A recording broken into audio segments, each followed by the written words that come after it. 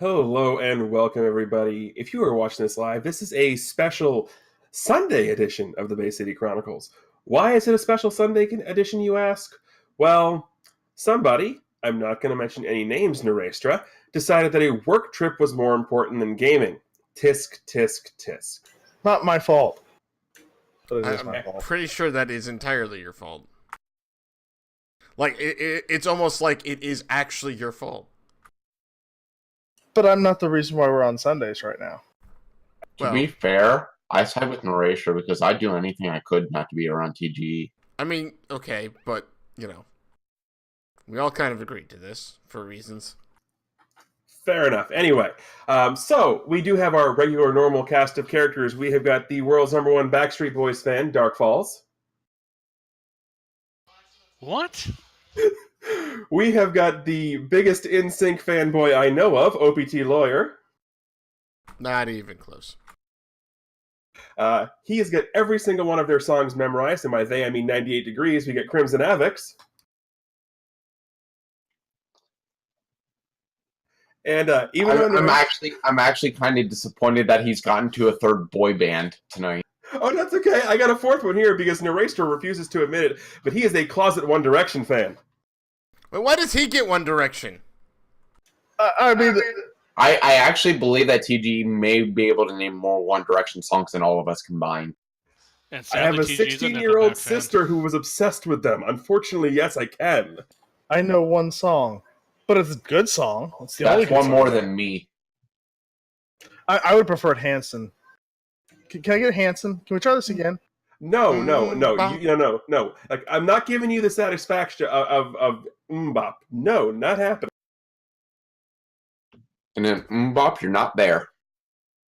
I mean, if I had my way, I would. Anyway, as you can see, apparently we will fight over everything, including who gets which boy band. But welcome, everybody. Well, the big question is, which boy band does TGE get? He gets the Spice Girls. He gets Nickelback. Oh, there Let's you say go. this is me. I'm pretty sure someone's breaking the Nickelback reference out. So I totally thought Creed. he was You going can to have be. Creed. I thought he was going to be the New Kids on the Block. Chad in the chat going with Creed as well.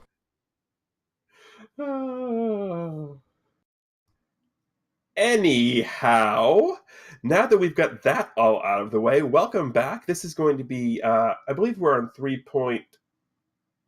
8. 3.8? 3.8, yes, 3.8. See, my week's getting all confused. Anyway, this is Broken Oaths Part 2. We're going to be picking up exactly where we left off a week and a half ago. And where that is, well, where that is our heroes all got some different visions, each one depicting, well, something very, very foreboding.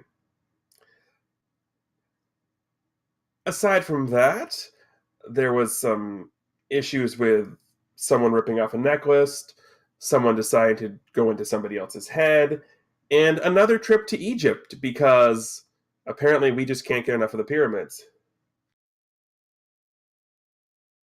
Hey, we were with you. We like old stuff. I'm the youngest one in the call. Are you actually? Yeah, he actually is. I actually am the youngest one in the call. Darn. Nice. That's okay, I think Krim. I'm the oldest, I want to say. I'm 37, so... Okay, I'm older than you. Are you seriously? Wow, okay, never mind. Yeah, Krim, what was really funny is at GDQ, somebody who I'm not going to mention names of, obviously, right now, but they thought I was 3 years older than you. No, I think you misunderstood them. They just think you act 3 years old around me. Well, yeah, that's true, too. I'm not going to tell you who it is, but I will say is they may or may not have gotten honey-pigged. So back to Egypt. Yeah, don't ask about that. Don't worry about that. Anyway, back to Egypt. So inside one of the pyramids, our heroes encountered a rather beautiful woman who referred to herself as Vayasna, who mentioned destiny, fate, a lot of random superfluous superlatives, and manifested what was, to everybody's eyes, well, except Lutra, because Lutra doesn't know the history behind it, what appeared to be the sword Excalibur. She then beckoned Anton to pull said sword from said stone. As he did, there was a flash of light, and where we left off last time was with not one, but two people standing there. The Anton everybody knows, and somebody else wielding the sword. And that's where we left off, and that's where we're going to continue. So come on in, everybody, and enjoy. This is Broken Oaths, Part 2. So Lucha just kind of stands around and looks around. So, what just happened? Why don't you ask him? Or him? It was kind of a general question to everybody.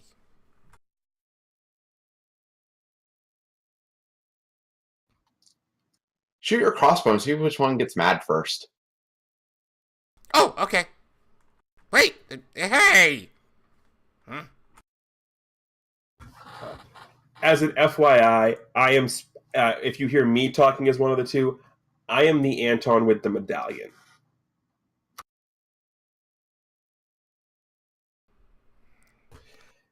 There will be no need to fire the crossbow.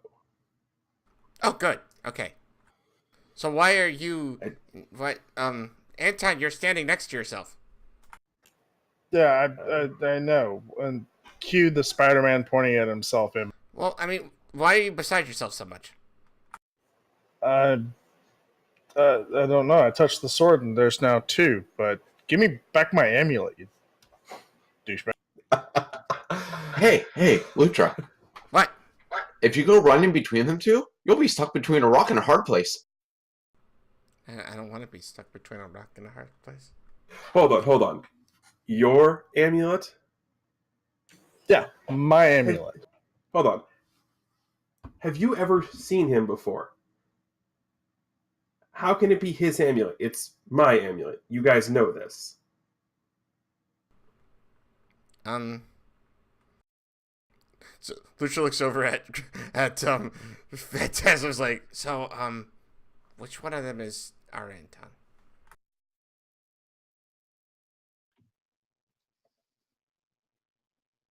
Our Anton had the amulet. I don't know.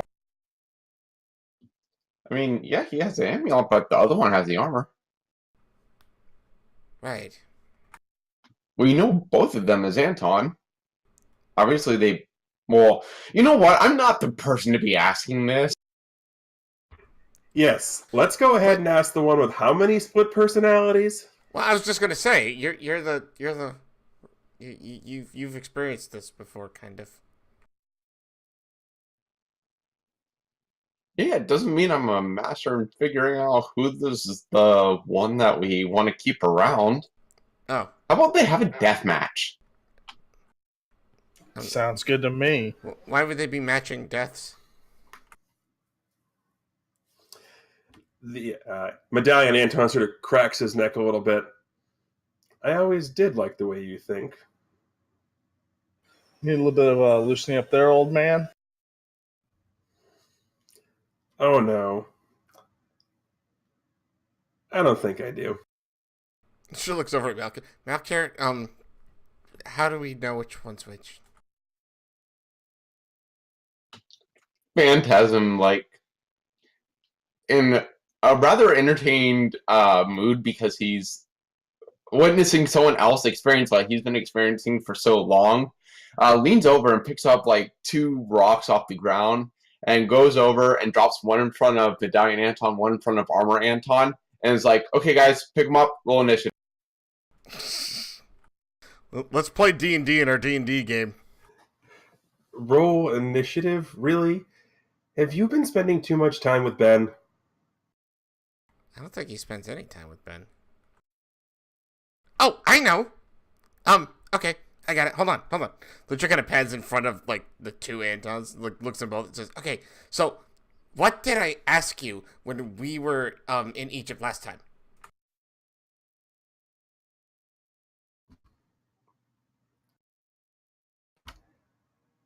I try to ignore you. You asked something about Taco Tuesday. Yep, that's him. To be fair, though, you didn't ask it technically when we were in Egypt. You asked it when we were on the boat going to the island. Well, that one answered my question. You didn't. To be fair, whichever one answered the question first, you were going to side with. Right, you didn't. So. Oh, shoot. Yes, but the problem with that question is the fact that it wasn't a matter of who got it right, it was a matter of who got it first. Yeah, but you're kind of a jerk. I'm Anton. That wouldn't have said that to me. Well, I mean, wait. She kind of frowns and just sort of pads away. Like, clearly thinking this over. Oh.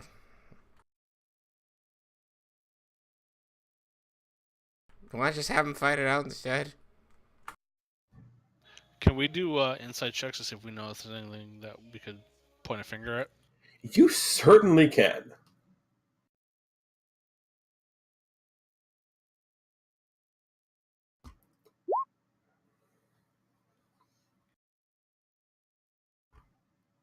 Fant? Fant's extremely entertained by this. Pant really doesn't care. Nope. I mean, as far as you can tell, the Anton with the medallion is being slightly more aggressive, but there's really not a whole lot you can discern from what you've seen so far. I'm gonna ask you again. Give me my amulet back. If I just gave the amulet away to anyone who asked for it, wouldn't be a very good hero now, would I? You're no hero. And you are? More a hero than you. Yeah, John, don't talk about yourself like that.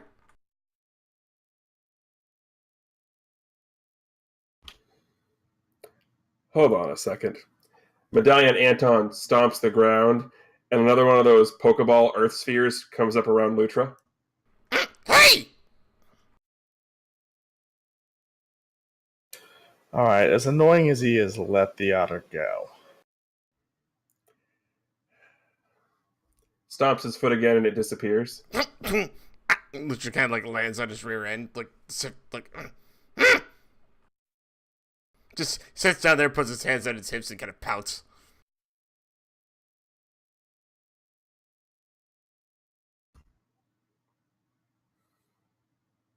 As I said, I don't like Okay. that Anton. So, important question.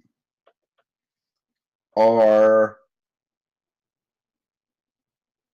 both Antons like in the middle of the room, or where Yeah. are they in They're proximity? basically of the room? where they're in the middle of the room. Oop. Where the sword popped up, and Anton came up and pulled it. Basically, he pulled it now, and where the stone was is no longer, and they're basically facing each other is Sword Anton and Medallion Anton. Okay, is there like any stone fixtures around Medallion Anton? Just the rocks you placed there. Okay, so nothing big. No. Okay.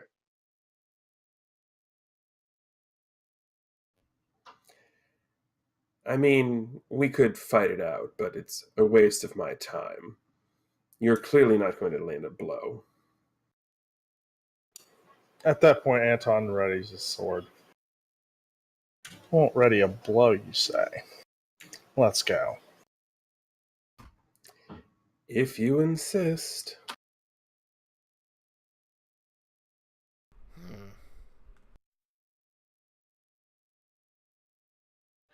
Melchior kind of just walks back a little bit and leans against the wall just to kind of watch. Hey, we're missing something here. Roll initiative.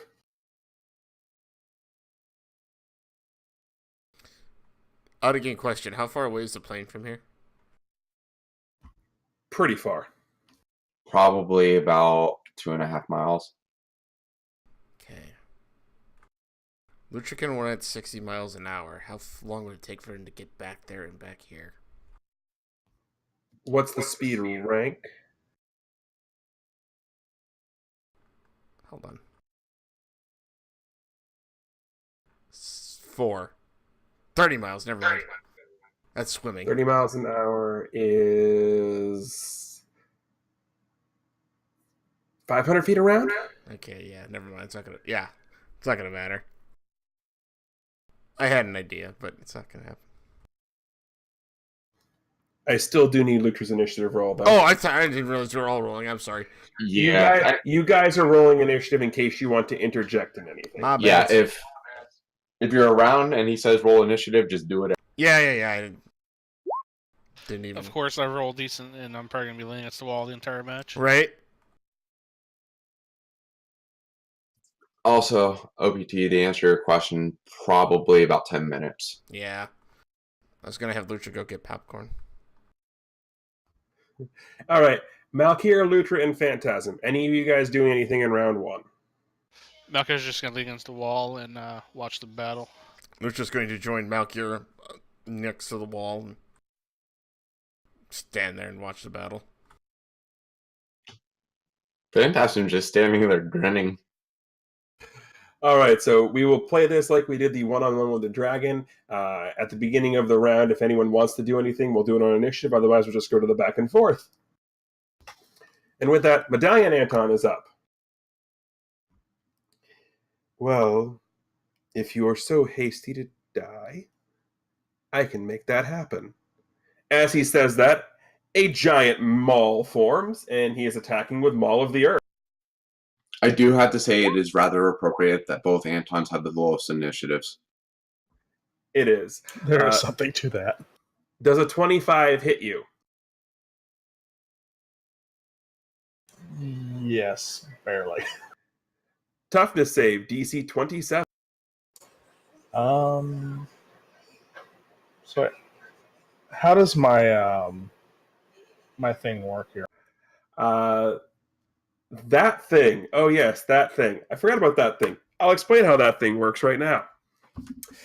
So, as the hammer goes to strike a blow, the sword that Anton is wielding,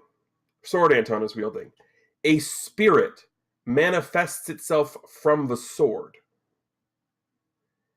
and almost absorbs the blow.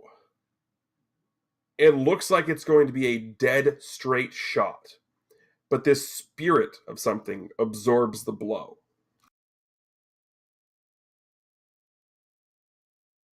Huh. That's weird. Is that the best you've got, Pebble Boy?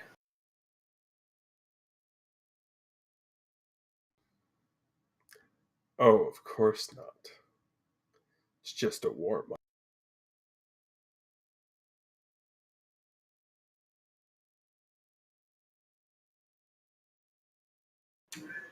And with that, Anton is using Remorseless Knight.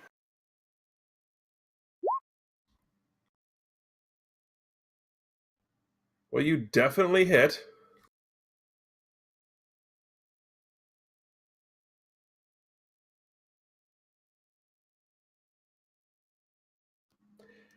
And as he says this, by the way, the sword he's swinging, the actual form and shape of a knight comes out of the sword and is attacking Medallion Anton. So that really should start with a K? No. Okay. No, it could. I didn't name it. Oh, that's kind of funny. Yeah, okay. We'll fix in the post-edit. Okay, well, the shadow is going to wrap itself around Medallion Anton, basically constricting him there.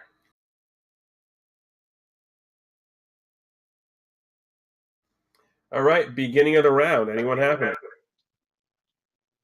I think it's going to be audible enough for everyone to hear, but all you hear out of Phantasm when he sees the shadow come out is a hmm.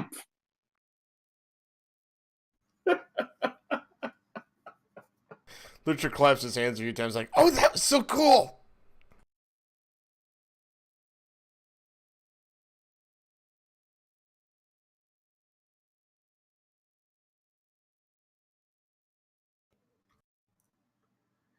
A cheap parlor trick at best. I mean, he did get the sword for free. I'll give you credit where it's due, but it's still a cheap parlor trick.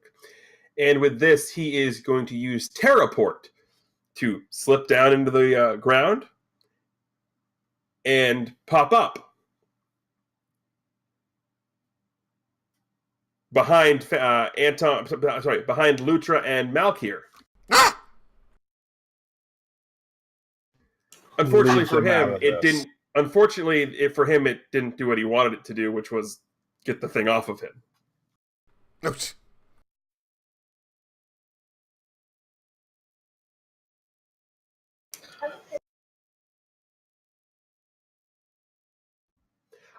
So Sword Anton, you're up. What? So now he's behind us. Yes.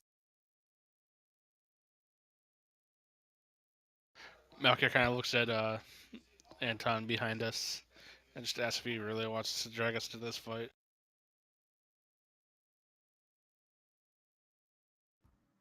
We'll address that on his turn.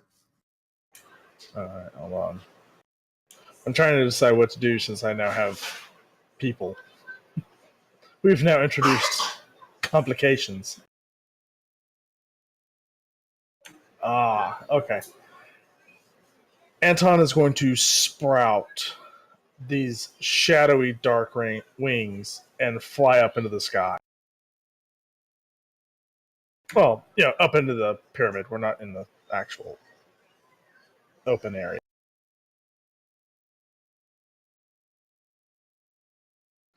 Why don't you face me where people aren't?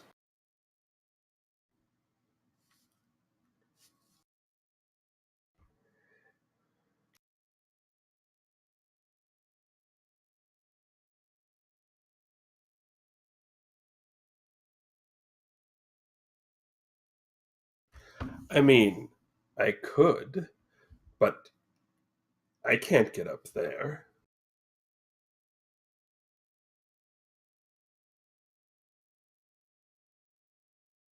Then you don't know how to use the medallion properly.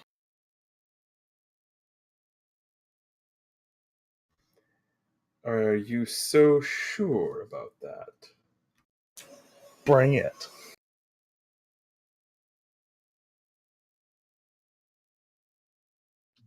Okay, bemused by all of this, and at hearing Sword Anton say, "Why don't you fight me where people aren't?" Phantasm does that with his sword piercing into the ceiling and just hangs there next to Sword Anton. That's great.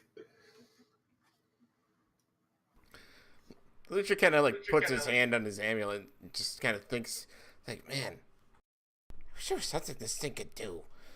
Like, this stupid thing doesn't even do anything. Everyone else has cool little powers, and I can just understand people. As you do that, everyone will notice a slight glow, blue, obviously, of the amulet. And what you sense is you clearly sense where Malkir and Phantasm are. But then you get a weird sense. Because where you sense Anton is the one with the wings in the air. But you also sense a lot of anger and hate coming from that same Anton. All right, I'm sorry. Explain that again, just real quick, because I'm trying to. You sense, you sense where Phantasm and Malkir are for the most Right, part. right, That's that. easy. And you get a sense of your Anton, as it were, is the one with the sword. Right. But you also get intense feelings coming from that Anton, from your Anton, of anger and hatred. From the same Anton. Yes, from Sword Anton, from your Anton. So while he's hanging there, Phantasm sort of looks over to Sword Anton and is like, darkness, hey? I mean, isn't it your favorite power when you feel like you've been wrong? Lucha kind As a of matter of fact, no, it's not. Lucha kind of stumbles forward a bit and actually falls down to a knees. Like, oh, okay, that's weird.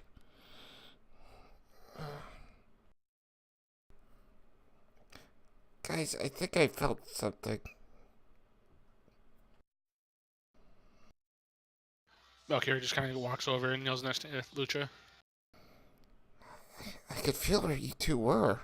Like, you and Phantasm, and then I could sense where Anton was. I think? He looks up towards Sword Anton. It's like, that's him, but there's something weird about him. It's like a lot of anger or something.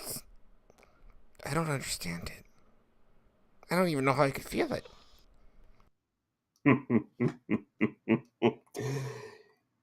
You know not what you possess, any of you. I mean, you're not wrong at that point. But it will be much easier to collect them off of your corpses. The fates do not have time to deal with you today. So, as it were, I'll leave you a parting gift. He does the foot stomp again as he teleports away in his place, or not in his place, but basically forming out of the two rocks that Phantasm placed in front of their earlier positions. Gosh, we have stone dice monsters? Basically, two earth elementals show up. Oh, or that.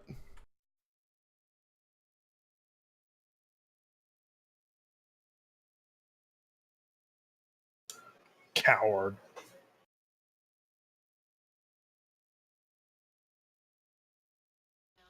Valkyrie looks at Anton, well, the one that we believe is Anton at this point, and asks if he wants to assist you.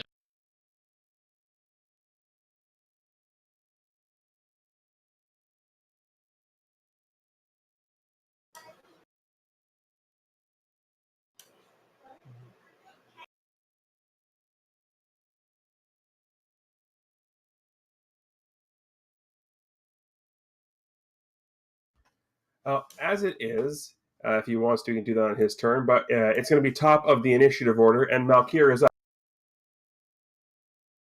Well, I repeat what I just said to Anton, if he wants us to assist or not.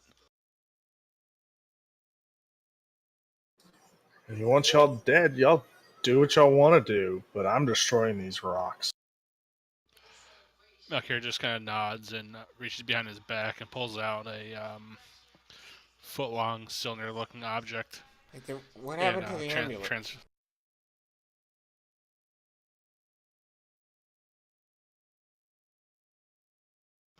Literally, we gotta deal with these guys first, and we'll worry about the amulet. Oh, okay, that's fine. What guys? Oh! Oh, hi. Valkyrie just kind of points. Right, okay, yeah. He's been kind of in a daze for a little bit. Like, oh, okay. He's still kneeling because it's not his turn yet. Yes, you pull a long cylindrical object. And it transforms into a 6-foot-long curved scythe. And that is what I'm going to attack the one on the left with. So yellow. Yes.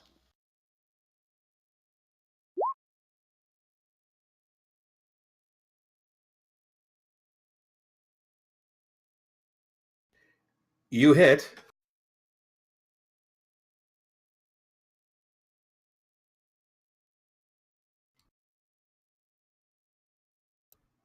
And I rolled like poo.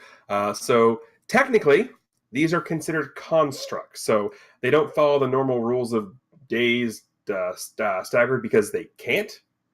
So they just take a bruise for every time every tier they fail. So it will just take what's effectively 2 bruises.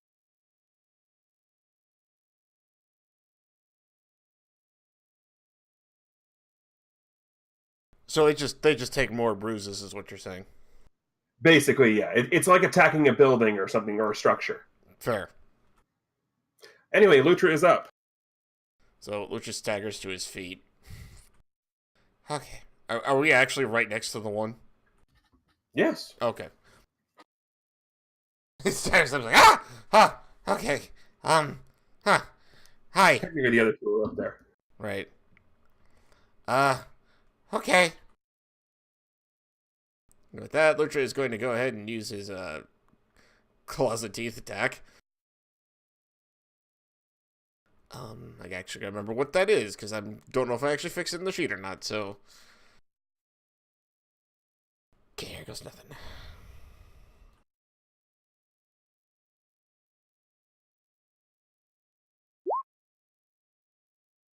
Yeah, that's right. It's not hard to hit these things. They're Right. technically It's multi-attack, too.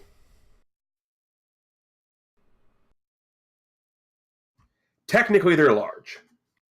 Oh, nice. So, I don't know what their rank actually is, but it is multi-attack, so... Oh yeah, no, I've got that. Yay.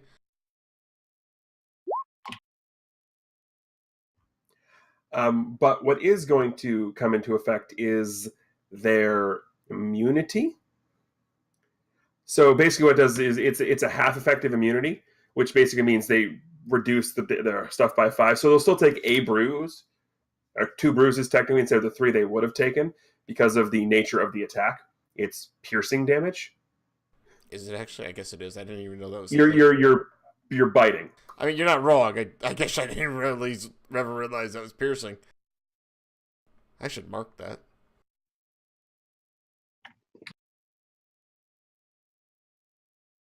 But yeah, so your mouth is now very, very dry, Right. because you just bit into earth and stone. Yeah. It's large, so I'm gonna guess grabbing it's not gonna do anything. So instead of doing... You can attempt to latch on to it, but it gets some massive advantages. Right. I don't think that's gonna be helpful in any way. So I'm just gonna use my action, or move by action, whatever the heck it's called, and kind of just take some steps away. Fant is up.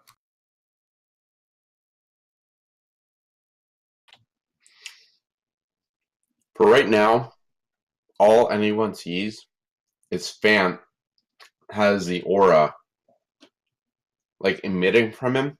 It's a black and green aura, and it's starting to spiral around his body.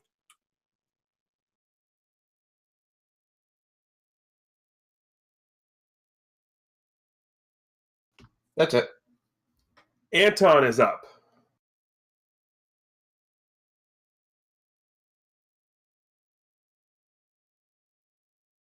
All right, so Anton's going to attack the one to the right here. So the non-yellow one. Yes, there we go. And you'll have to do the pronunciation, TG, because I can't. But it's the obscurum. Obscurum Iserandium. All right, so Or Anton's something going, like that. So she's going to swing the sword, and in this blast of just pure dark energy is going to launch from the sword at this thing. You hit. Shocker. Okay, if you're trying to hit these things with ranged attacks, would you like to know what their base dodge is? I'm gonna guess 1. really flipping low. -1. Does that basically mean anything hits? Yes. Just don't roll a 1. I mean, oh right, yeah. However, their toughness is fairly high, so the dark energy that comes from the sword looks like it hits it square in. You think that's a chest? And there's that whole sort of smoke happens, and then it's sort of standing there, unscathed and kind of angry.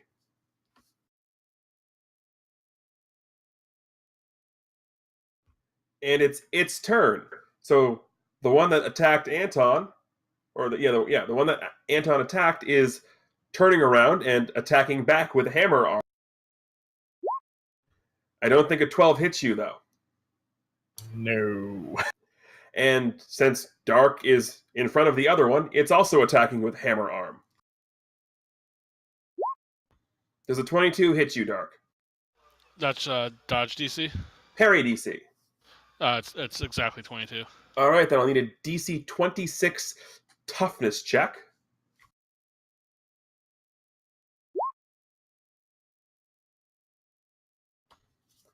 So you'll take a bruise and a daze, and then I'll need you to make a grab resistance check, resisted by either dodge or strength, whichever you would prefer. The DC is going to be 21.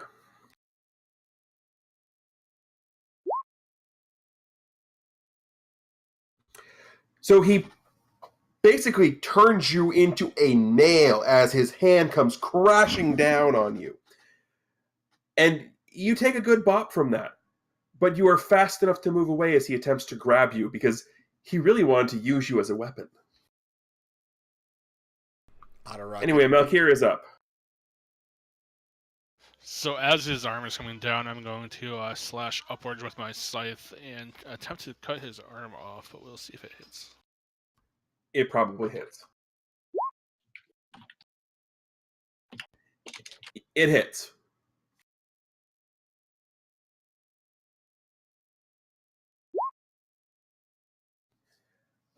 It will take another bruise because I have to keep the toughness the same on both because it's the same sheet for both, but I'm manually marking the numbers off. So it will take another bruise. So yeah, you slice a bit of its arm off, and then the sand just sort of, or the rock and sand just sort of reconfigure into another giant fist. Huh. Lutra is up. Oh, well, You know, these guys aren't very nice.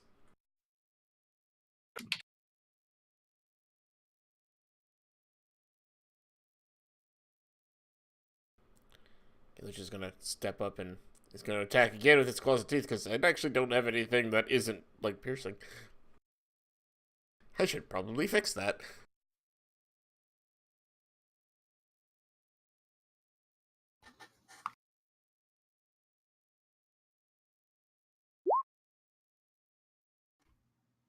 Well, you hit. Technically, it's a DC 21 save. You hit by 2 tiers, so it's a DC 23. -5, he'll take another bruise. Oh, nice. And your mouth is getting really, really dry. It's claws and teeth. You don't have to use both. Right, but it's the and teeth. I mean, your claws are getting dirty, True. but your mouth is still getting dry. Can I use Inspire now, or is that a standard action? It is a standard action. That's what I thought, yeah. Alrighty, Fant is up. Okay, so Glowing Fan sort of pulls himself up and like crouches against the ceiling and then propels himself down towards I guess the non-yellow dude. Alrighty. And as he reaches the bottom there, all the aura burst from around him.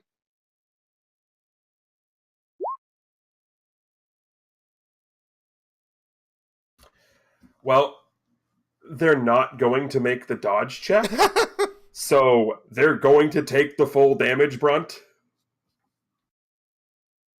Yellow first. Oh dear. And white. Okay, so...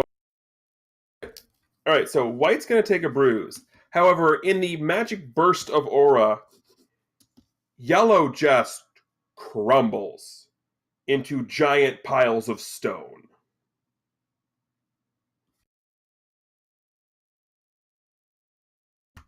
Anton. So Anton's going to just charge at the remaining one, and you're going to see the image of, and I'll let you describe it as I roll it. Alrighty, so he is charging at this thing, and again, as he swings a sword, almost like instead of the sword itself doing damage, if you look quickly, you see what appears to be the sword project an image of another knight, and that knight swings a sword down on this thing. Oh, you hit. Huh. Guys, is everyone else think that sword's a little weird? And I rolled amazing on that, by the way. So I'm going to give you a hero point because I just rolled like a champion on that because their will score is a 1. You're kidding me. No, that's an 18 on the die roll. Wow. Wow. Yeah, so you're going to take an extra hero point because I just really rolled like a champion on that one. But it's too dumb to realize that you did anything to it. So it's going after Phantasm because he felt that one. He's attacking Phant with Hammer Arm. He's missing as he goes to swing, and Phant just gracefully dodges out of the way. To be honest, it's not really shocking that he would have missed there because the way the energy comes out, yeah. He probably wouldn't have been able to have a clear vision. He has tremor sense. Okay, well, he would know where I am, but he wouldn't know whether I'm standing or... Yeah, exactly. He just knows where you are. Anyway, Captain Malkir is up. Well, I am going to, again, slash at said monster.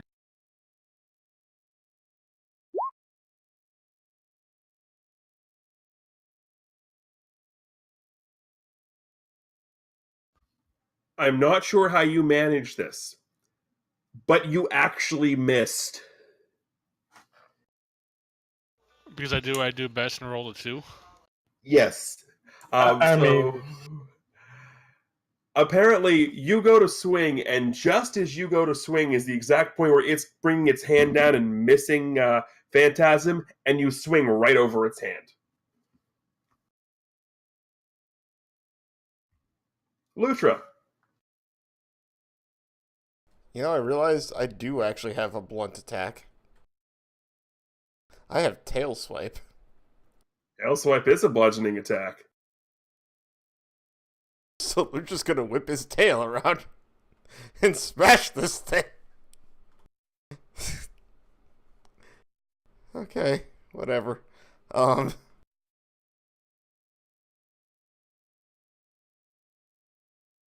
Shoot.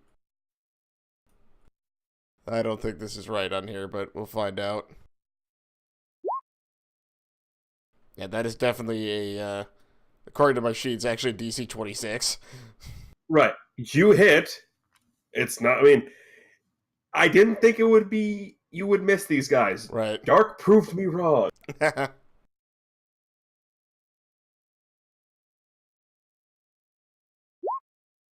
Oh, wow. But I'm apparently going to roll on that 20, and your tail basically, you go to slap it with your tail, and you do, but you hit it right between the shoulder blades or the kneecap or something, which is a really hard part of the stone, and it does nothing, and your tail kind of is a little sore. Right. Ow! So Lucha kind of grumbles, and he's going to extra effort into getting another action. Because he's going to whip around and do the same thing again. Lutra is really shaking his tail feather here. Right. Okay, I don't know if this is right either. Nope. 26, one down. There we go. Okay. Anyway, 27. It definitely hits. Right. You won't be able to get the tripping effect on I this because wasn't it's way really too big. expecting the tripping effect. I just figured I'd throw that out. That's fine. There you go. Well, no, it has one bruise, so me at 26. Nope. I'm looking at the other thing. It's still not going to take a bruise. It doesn't take one? No, because it's 26. It's minus right. one, so it's 26. Yep, yeah. yep. Ow! Also, Lucha can take a hero point because I roll like a champion on back-to-back rolls like that. Oh, okay. Fant is up. Okay, since I'm still in like relatively close proximity, my sword is still hanging from the ceiling. So I call my sword and have it come pretty much right down through him. Oh, yeah. You hit the ever-loving crap out of this thing.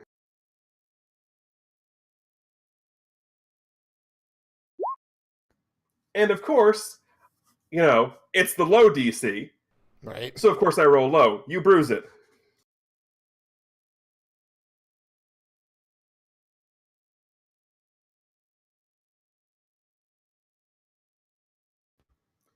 Anton is up.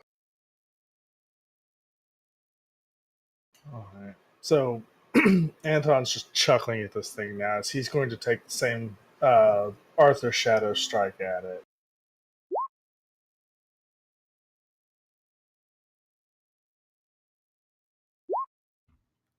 There we go.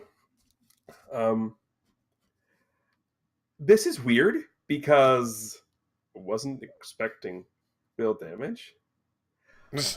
So you can see because it's taking 3 will bruises from that. So basically what you can sort of see is it's kind of falling apart at what would be joints on a regular person. You can see that the magic that's created these is fighting very hard to keep itself together. And it's going to end up skipping its turn because it's either fall apart or move, and it doesn't want to fall apart. So Malkir is up. Malkir, seeing this, is going to swing straight at his middle and hopefully cleave it in two, but don't me, I'll miss.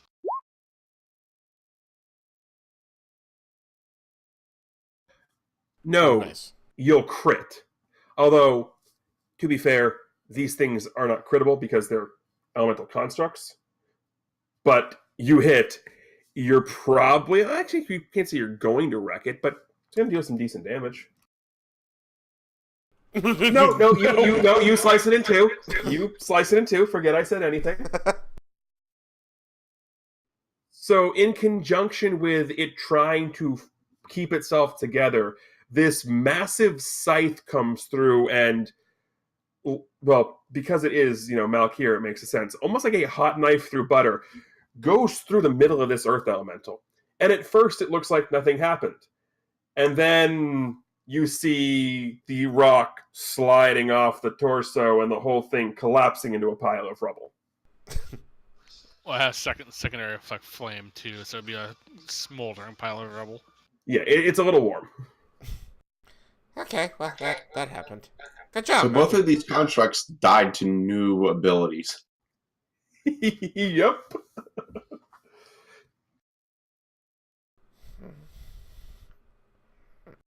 Ow. Okay, so, what happened to the amulet? He got away. Oh, good. Great. You worked really hard to get all 4 of those. So what do we do now?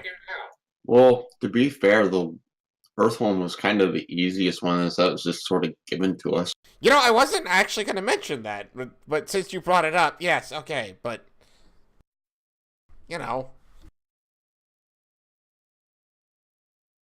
So what do we do? But now? yes, without that, we wouldn't have even tried for the others. So what do we do now? Also, hi Anton, how are you feeling? We kill him. That's what we do now.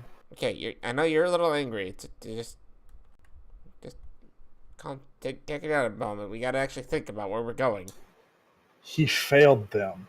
What? He failed them. Failed who? Dr. Crescent. He failed them. Richard looks up at Phantasm and says, do you know what he's talking about? Not a clue. Okay, good. So I just wanted to make sure it wasn't just me.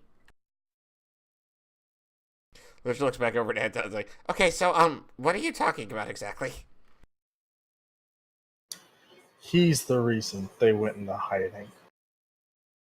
Isn't he? Okay, who is he? He's the weakling, Anton. Okay. So he is Anton, but so are you.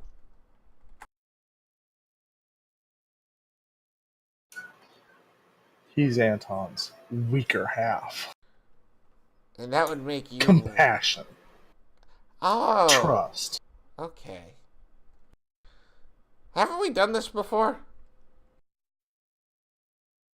Malker kind of just sighs and collapses his scythe and puts it away. Richard kind of gets himself stand up and pads over to Malkier and kind of leans over and says, so when are we going to, like, have split personalities?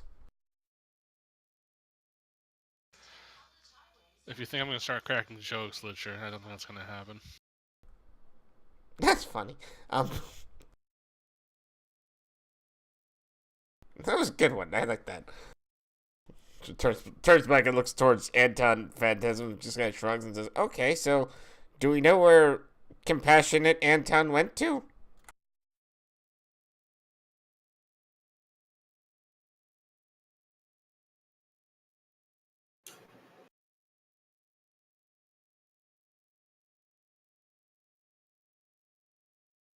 No.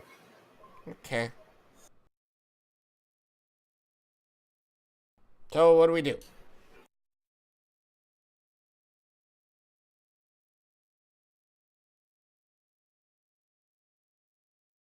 Let me get my amulet back. So, Lutra, Yes? when you had that sensation Yes. earlier, Right. Yeah. you said you sensed this Anton, correct? Yeah, I did. He is also very, very angry, which I guess I can see why now. Peculiar that the medallion sensed an individual and not the other medallions. Oh. That's a good point, I guess.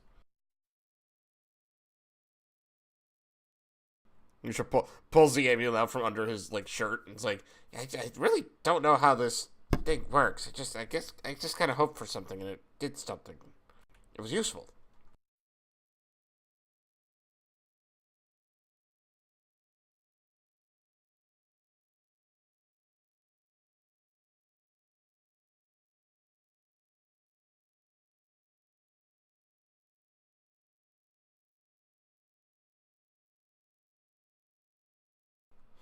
So, I wonder if I can do anything with that again, maybe. Richard kind of holds the amulet in his hand, kind of like concentrates, but he has really no clue what he's doing.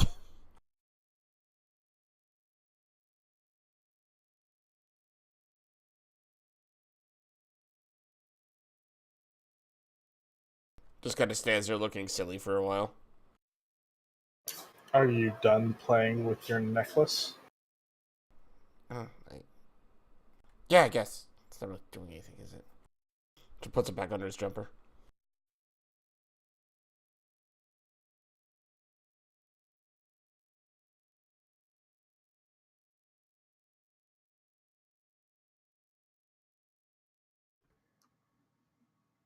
So aside from the conversation, is anyone else doing anything else here in the pyramid? I will let you know in a second. Fair enough. Lucha's gonna take a look around. Then I will happily take a perception check.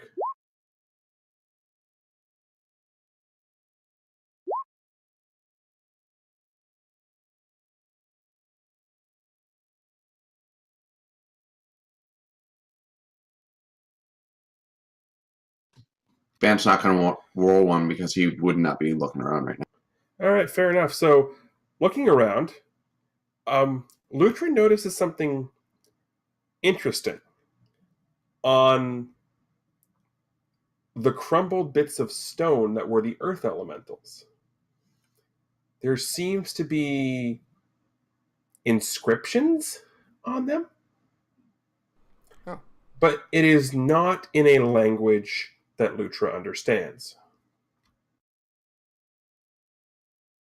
Which is actually kind of a big deal since he apparently can understand every language.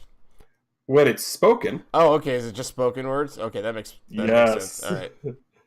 Yes. The communication power has your understood, understand all, read all Gotcha.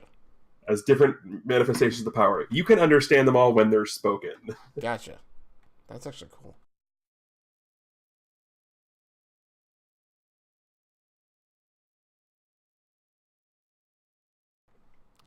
Hey guys, Yes. there's an inscription on the rock here. I can't read it because I can't read. It's a different language.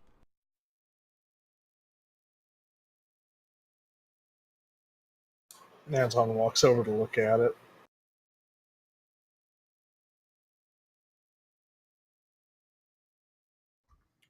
Yep, it's definitely a different language. You can go ahead and give me an insight check to figure out what language it is.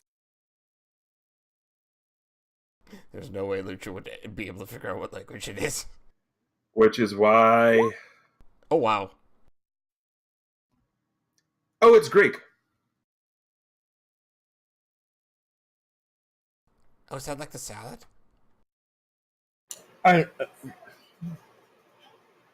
Anton just looks at Lutra. Lucha looks back up at him like the look is not having any actual effect on him. Yes, like the salad. Oh, okay, cool. But why would a Greek inscription be tied to this? Specifically, if you would like to know the actual Greek inscription, I'm posting it in chat now. Helpful. I mean, it's Greek. Lucha looks up at Troy and says, I don't know, it didn't taste anything like the croutons. Well, we should get this translated. Yeah. Well, I mean, I guess if anyone could speak it, I could understand it.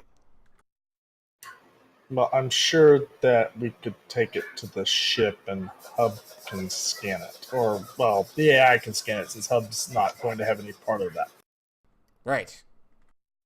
Good point. Let's do that. So I guess we gather up the inscription and start heading back to ship. What was Fant doing? No. Phantasm things. Doesn't matter.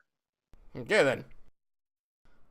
Lucha looks up towards wherever Phantasm. Like, hey Phantasm, I think we're heading back to the ship with this inscription. So you guys, when you get there. Got it. It's so annoying. So I'm assuming that Lutra and Malkir are attempting to carry the large stone boulder that this inscription is on. I have no idea how we're trying to get it out of there.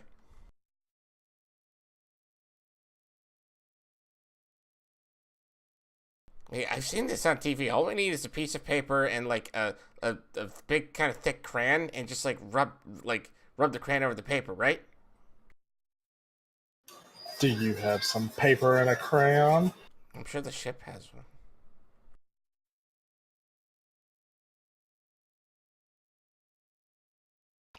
Malkir just kind of staring at Anton, just very distrustful at the moment.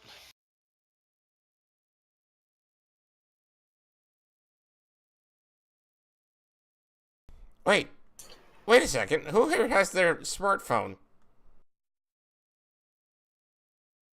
Why'd you just take a picture of it? I think I left it in my other Anton. We do know from a previous issue that Malkir does in fact have one.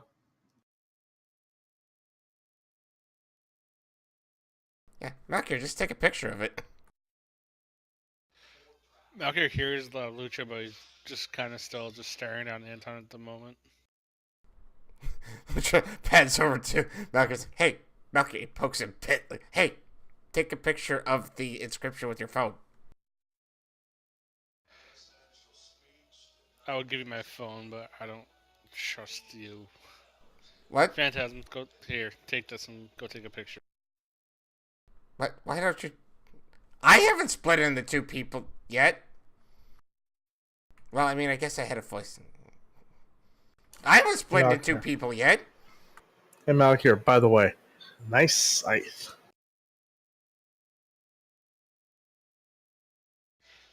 Yes, it is nice. Yeah, it's actually pretty cool. It's like a light scythe.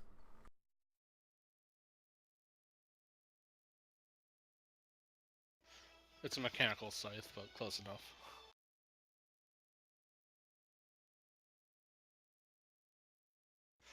However, Anton, there's something you're not telling us, and I don't fully trust you. We have to get the amulet back. And we have to get it back now. And I don't care about anything else. And what if we didn't care about helping you right now?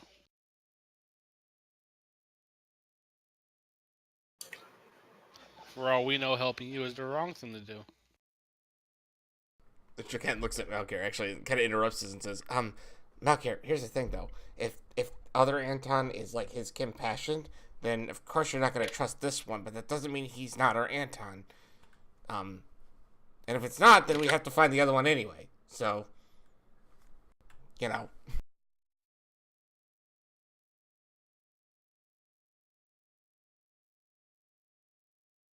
Malkir just looks really, really annoyed, but he goes and takes a picture of the writing.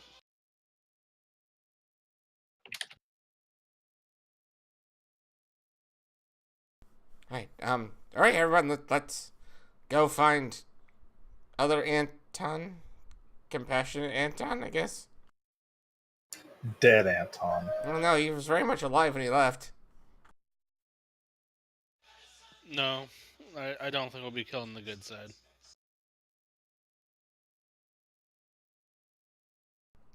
Yes, again, he was very much alive when he left here. It's the thing. Let's go.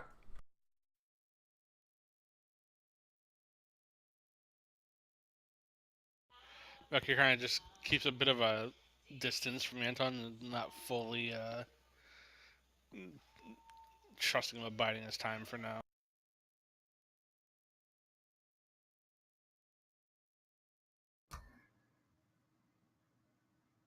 So yeah, I'll make it back to the ship.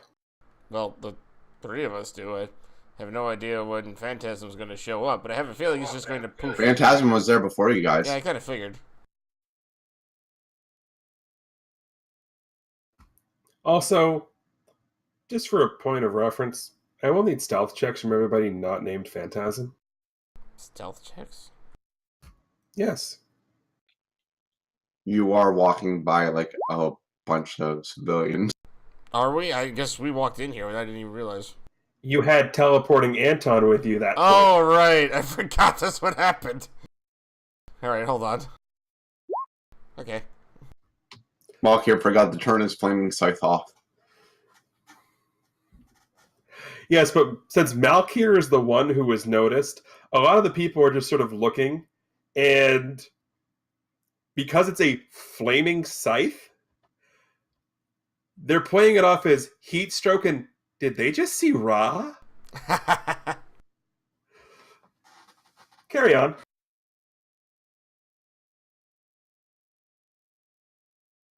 Alright, so we make it back to the plane. Wait for Phantasm to open the door for them and go inside. Okay, so, let's get the AI to translate this. Or at least look at it. Phantasm already has a Greek translator loaded up on the computer waiting for you. Okay, it just loads the information into the system. And what pops up on the screen is the following.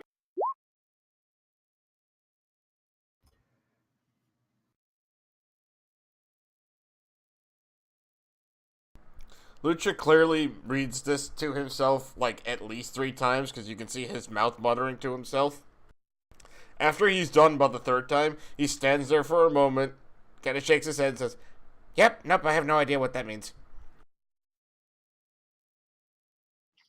Well, I don't know exactly what it means, but I can help you understand a few parts. Oh, right. Because there's one concerning part here. Oh. So, Zeus is the Greek god of gods. He is like the all-powerful god. Okay. Obviously, you know what an immortal is. Immortal, right, immortal, yes, yes. The concern is the Mirai. What is that? The Mirai are basically 3 goddesses. Oh. But they're also known as the Fates. Oh, that again. When you say that, I'll take insight checks from everybody, please. Oh, Anton's getting it. Does anybody other than Anton have eidetic memory? Nope. No. No. Okay, well, Anton will be the only one who broke the 15 to get this then. Of course. As the other Anton left and summoned the Earth Elementals, he did mention the Fates, plural.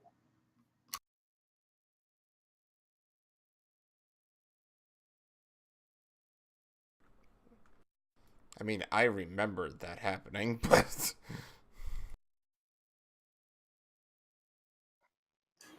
What exactly? I think it's more. Fates? I think it's more the fact that it was plural. Oh, gotcha. Oh, that we're dealing with more than one here. Okay.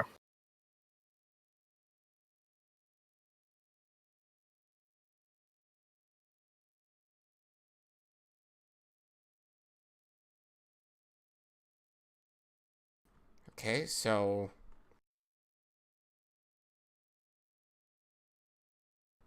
we're dealing with more of the fate thing. Okay. Why would that be on the gold, the big stone creature things?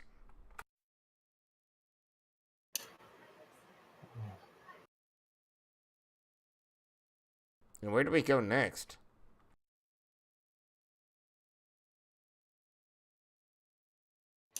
He's working for her. Why would he... See, that doesn't make any sense. If he is actually your compassion, how would he know that? Whoever's controlling that half of Anton is working for her or them. Okay. Okay, so now someone's controlling that half of Anton? Well, it's not me. No, clearly it's not. Basically, the concept behind the fates is that whatever they are manipulating, whatever they are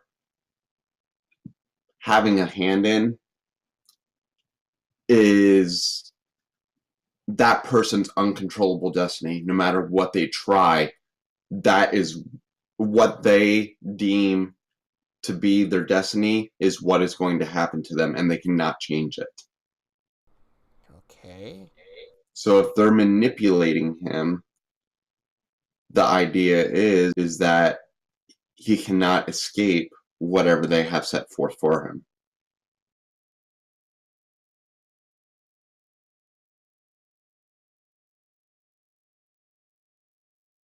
Haven't we already screwed with that kind of thing? Well, as long as the Fate is still alive, we're going to have to.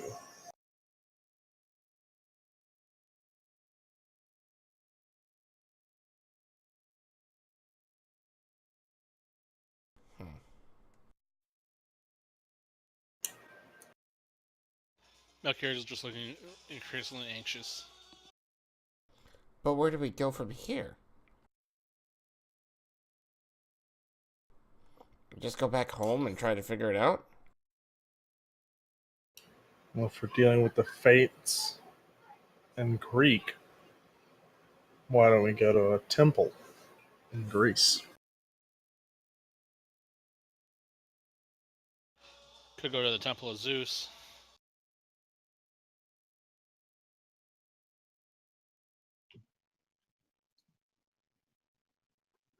Considering the Mirai are supposed to be offsprings of Zeus, might not be a bad spot, although it is odd that it's saying that to the fate the might of Zeus must bow.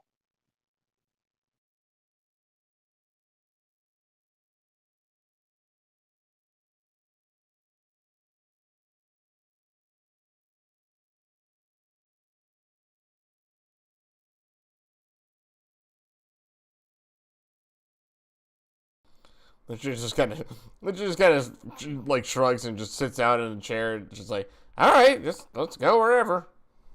I have no idea. In fact, I'll be in the war room. That literally just heads into the war room.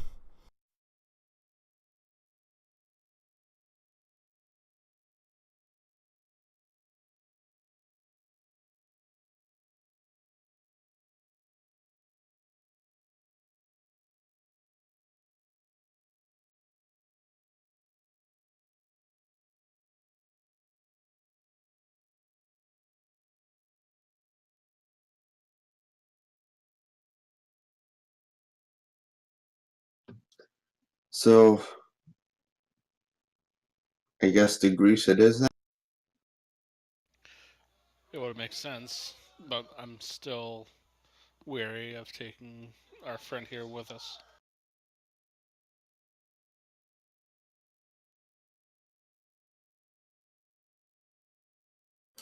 What, would you prefer the other one? Honestly, I don't know. I just know I don't trust you, though.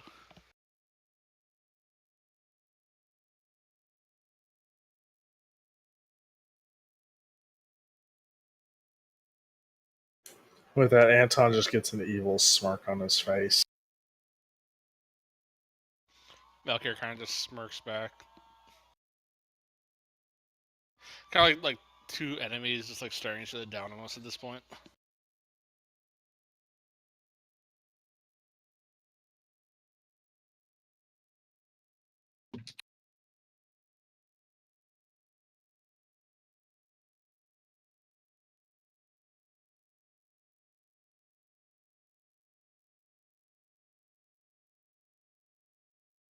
I mean, what's the worst that can happen?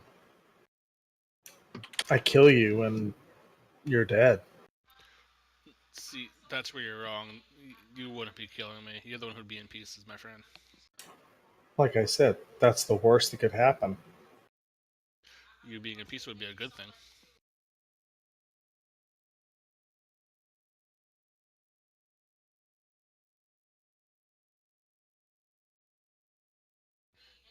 TJ, you muted.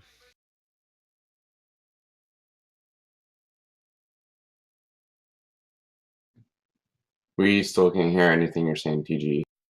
It's like the best 30 seconds of this show ever. I wonder if he's been trying to talk for a while.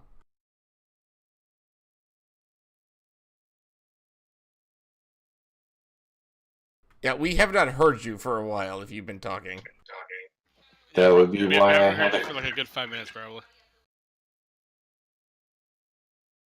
Oh, How about now? there you go. There we go. Apparently, my mic decided to go up. That's why no one heard anything I was trying to say. Yeah. I mean, that's why there was the awkward silence. Yeah, we've been sitting here Yeah. like, I'm okay. sitting here, I'm saying things. I'm like, Phantasm, I need an insight check. I'm like, why hasn't he done it? Okay, so I will appropriate that in a minute. Before that, though, the stare down that's happening as this argument is going back and forth. Anton, you get a flash, a vision, and a similar style argument is happening. And it is you and you as Anton don't know who it is, but it appears to be, it looks like a magician of some sort is all you know. And the two people you see, well, you're in the POV of one of them.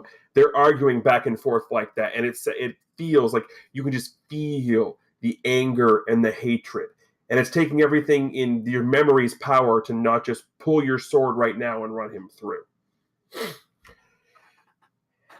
As that memory is going on, Phantasm. All right, a lot of things at this point are coming together for you. Between the fate magic that was detected on Hunter, the fact that Al-Khayal referred to you as Mikuts, which you again got translated into he who was outside fate, and now the mention of the Moroi and the Fates. There's definitely more going on than meets the eye. And while you can't be 100% sure, you're fairly certain that you're not going to find any information you need about this at any regular temple or religious site or anything of that nature.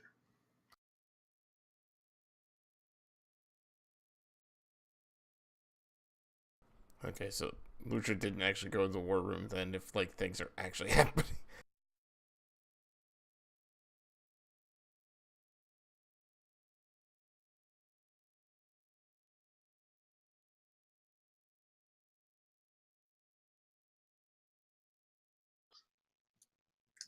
Well, Fant doesn't really say anything. He's just flying the Oh, okay. plane deep in thought. Oh, did we actually take off? Apparently. Alright, so yeah. I assume so. Yeah, Lucha's just gonna go find a computer terminal somewhere and hop on YouTube.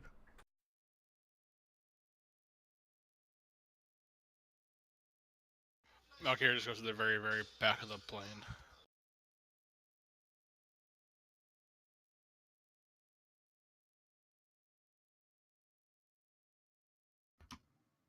So, is anything happening during the plane ride back to wherever you're going? Oh, Lutra's definitely doing a lot of things. It just really depends on if anybody actually cares to look, because otherwise, I'm not saying anything.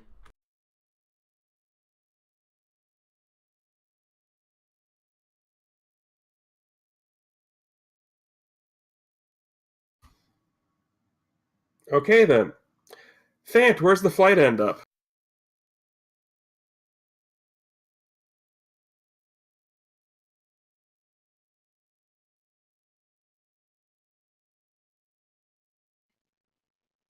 We are going to Olympia.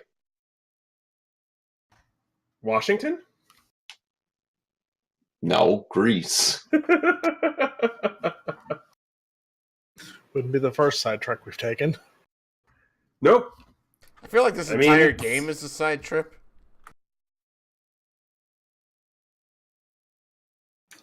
You're not wrong. I feel like, every plot point we've hit has been on like some random side trip. It's like, oh, we've got a new plot to go after. This was kind of important. And what specifically are you looking for in Olympia? The area where the Temple of Zeus was.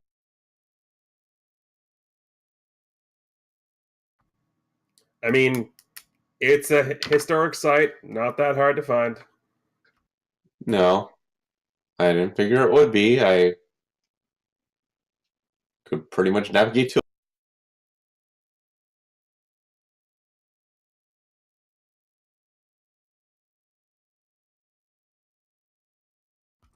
Does not take you long at all to get there.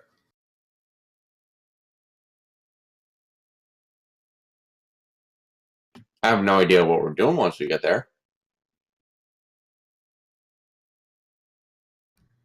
Well, y'all are here. Malky would disembark and look around, but still keeping an eye on Anton / person he doesn't trust.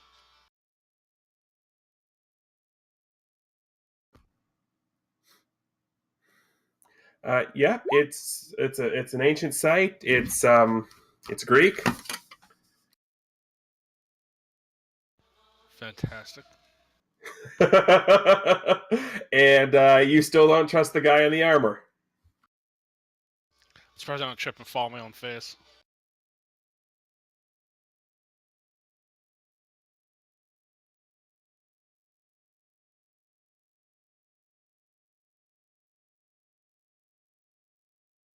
So, after you guys all get off the plane, it's like about 5 minutes when Lucha kind of comes like stumbling off the plane, like, oh, sorry guys, I didn't realize we were getting off. Sorry.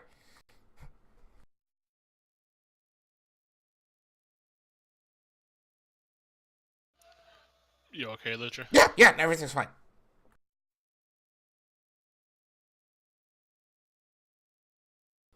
So, what's the plan? What are we doing? Well, that depends if we want to trust this guy or not. I mean, do we have much of a choice? Malky kind of just runs his finger across his blade and says yes. Okay, what's the other choice? Well, we either take him with us or we just get rid of him. Okay, let's say we get rid of him. Then we lose the sword that we went so hard to get, and we lose apparently half of Anton. Do we really want this half of Anton, though? I mean, two halves make a whole, right? And we kind of need both, I think. As far as the sword goes, we can still take the sword with us. He's the one who pulled it out of the stone. It doesn't mean we can't pick it up. It's out of the stone now. I'm sure it works completely like that, too. Anton overhears this at this point. Would you like to take it from me? Is that an offer? You can try. Oh, if we do this, there will be no try. Phantasm gets kind of frustrated and just gives both Anton and Malkier.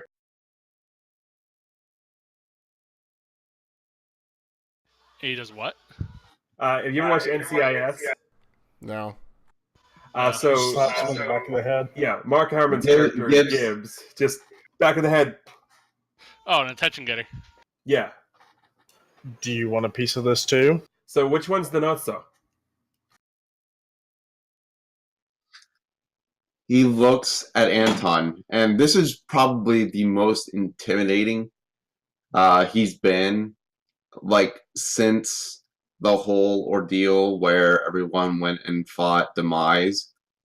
He looks at him and says, "You don't even understand the darkness." Well, but I do.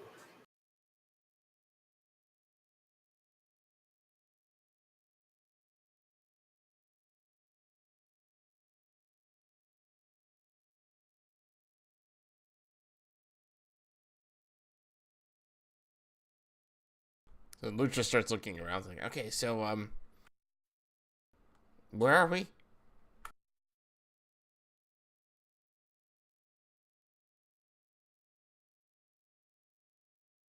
We're in Greece. We're at the Temple of Zeus. Oh, are we actually gonna get to meet like a god? It was more built in dedication to him. He didn't actually live here. Oh, I see. You guys all hear this in your head. The only god you will all meet will be me. Huh? Who's that? Mocker immediately looks over at Anton. Wasn't me. But show yourself. You all can see me exactly where you are. Lucha looks around. What are you talking about?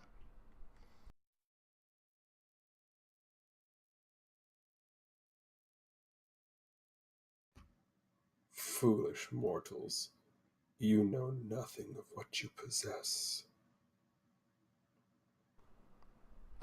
Well, Soon, you possess 3 amulets and a sword, and a few other things.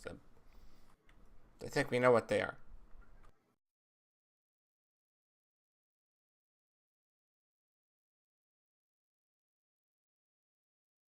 Who is this? Where are you? Quit playing games and show yourself. I am not hiding.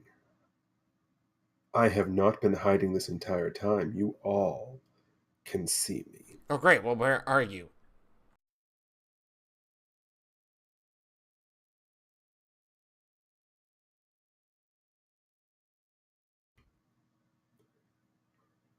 I am inside every one of you. Oh, gosh. No, not again.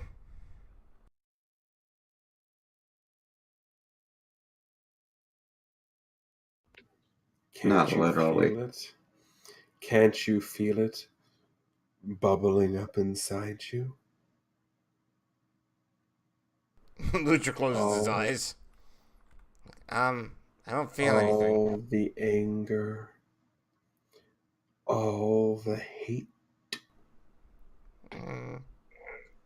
Phantasm actually lets out a snicker. You find it funny?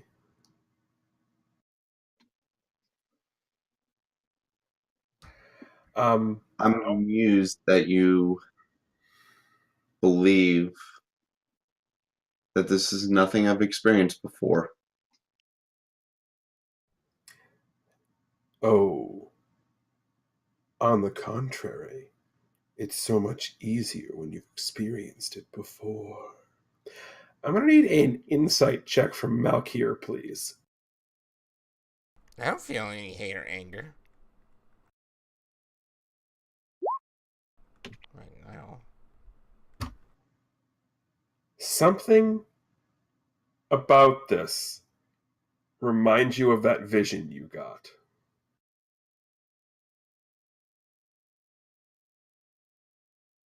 Let me just pull that back up just to remember what it was.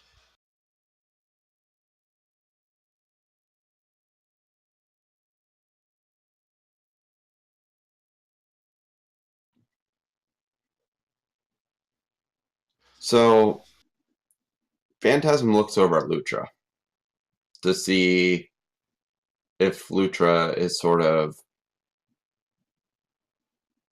frustrated with another voice. Oh, he is.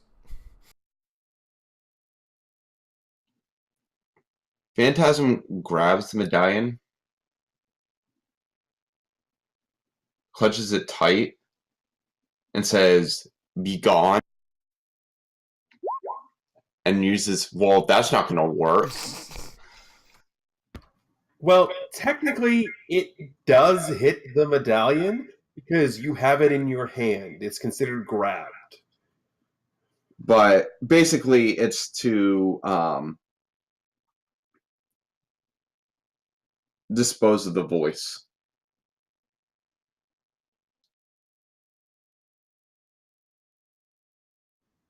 Well, as you do that, the Medallion of Freedom glows as you utilize its power. And you still all hear, "That's a cute parlor trick.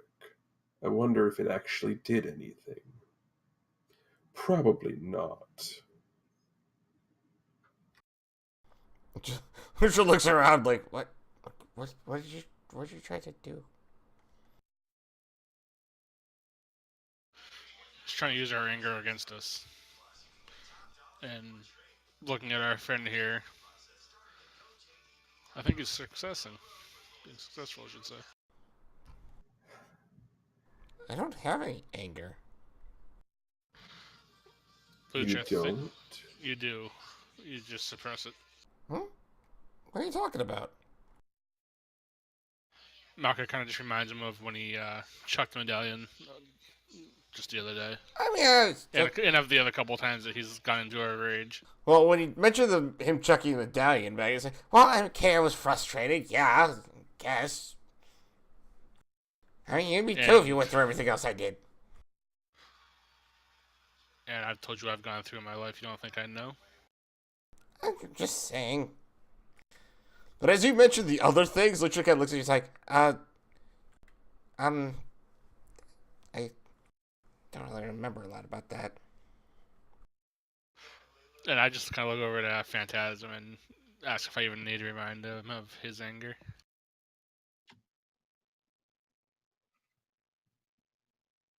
Phantasm looks at him and he's like, I hope that you are only asking that question in jest, because if you are serious about that,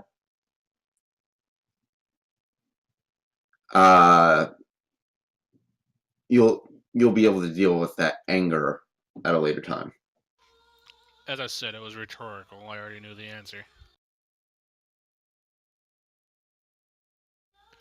But if you think of our past visions, they always revolved around us getting extremely angry. And that's what's at play here. My vision wasn't anger. Mine was about a graveyard. Yes, but think of how you both felt when you woke up. I still wasn't angry. I caught myself frustrated.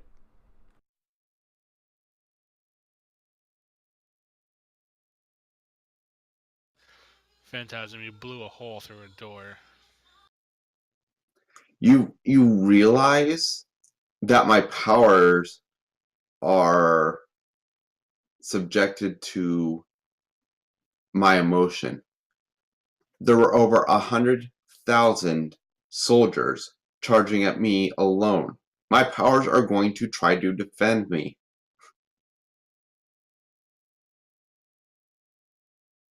That wasn't anger. That was a fight or flight mentality. And I'm not going to fly. Well, okay, I will fly, but I'm not going to fly away. Yeah, my vision didn't invoke any kind of anger at all. I was just frustrated at the fact that something else is in my head again. Melchior kind of just looks very frustrated at this point. We know anger exists.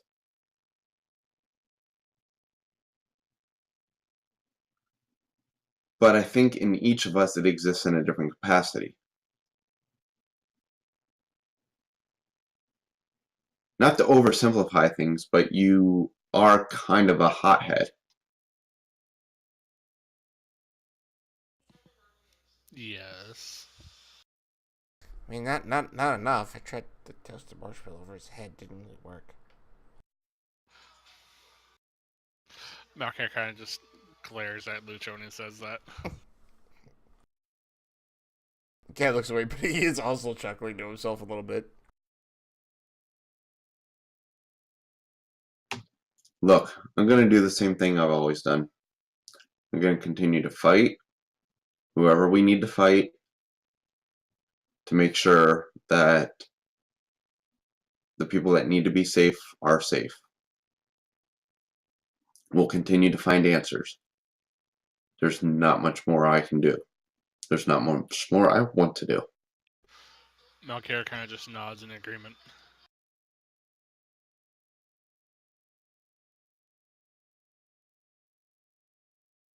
I'm just on a gut feeling. We're dealing with another Shinfaze type situation, and this one's feeding on anger.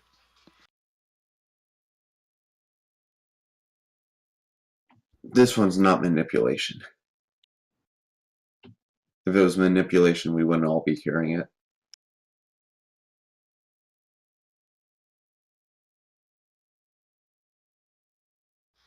So, what do you suggest we do then? I suggest we don't listen to it. If we listen and respond, then it's going to get what it wants.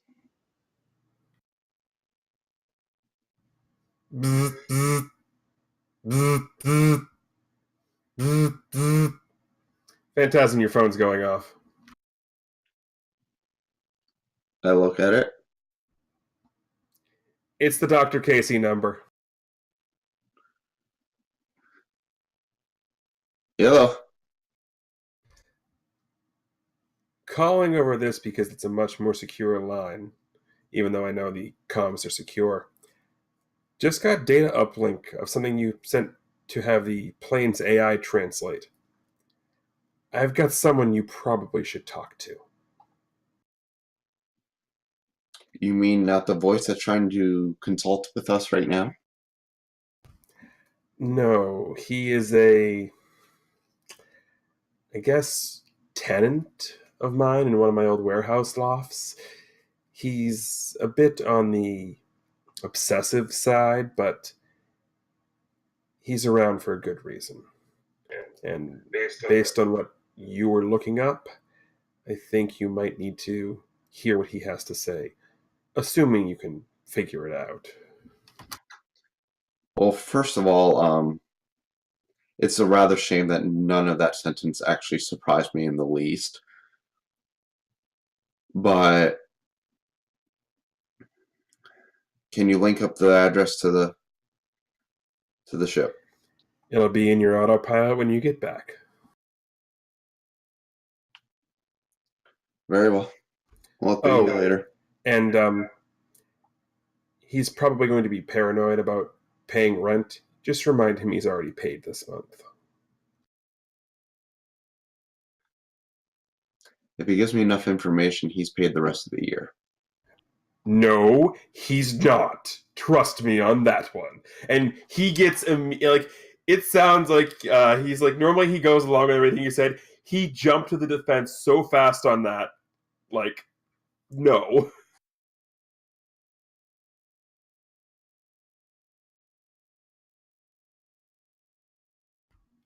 Good luck. And he abruptly hangs up the phone. Phantasm slides the phone into his back pocket and sort of looks at Malkir, looks at Lutra, and just sort of gives the head, like, let's go. Oh, okay. Malkare kind of just nods and starts following. Lucia heads into the plane. And rather quickly goes back to the computer terminal he was at before. Yeah, so when you get back to the pilot station, Phantasm, I'm not going to bother coming up with an address because the address itself is... But you have the name of the person you're going to see with the address already programmed in. So whatever computer Lutra is on, he sees a message box pop up in the upper left-hand corner. And all it says is, be cautious, this guy will be paranoid. Okay.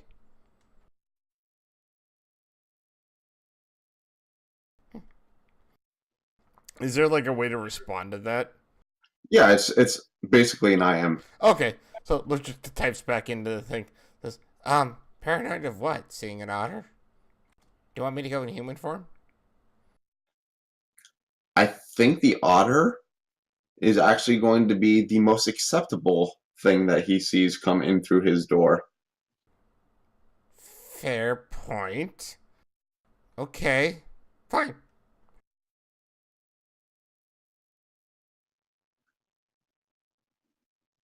But I just wanted to let you know because your empathy might be at play here. Okay. No, I'll see what happens. And with that, with everyone, the fasten seatbelt sign actually pops up overhead. Ding!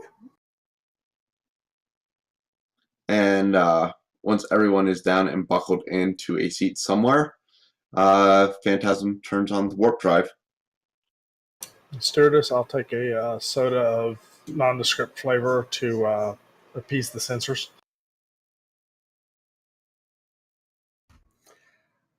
One of the airplane bots comes out with a nondescript bottle and a bottle opener. See? A nondescript bottle opener.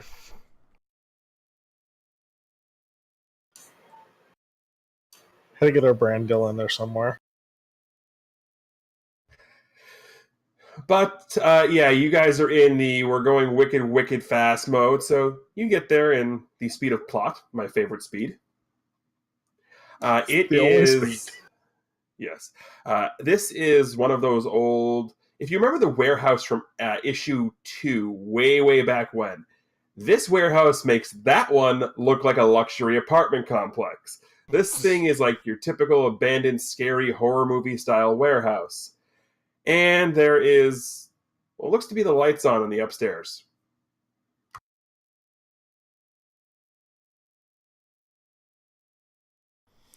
So, this time Lucha That's is not a nice 5-minute computer session then. something like that, yeah.